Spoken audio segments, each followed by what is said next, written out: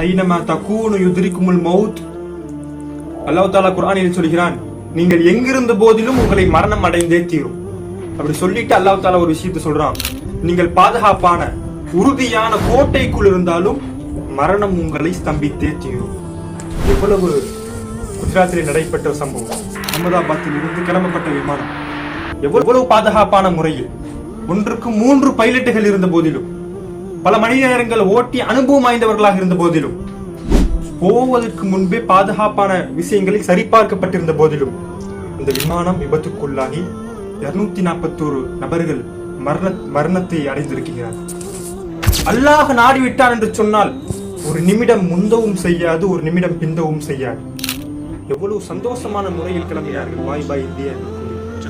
அவர்களை கரணம் அடைந்தே விட்டு அவருடைய குடும்பத்தினருக்கு அல்லாஹ் தஆலா மன ஆறுதலை தருவானாக. Goodbye, India.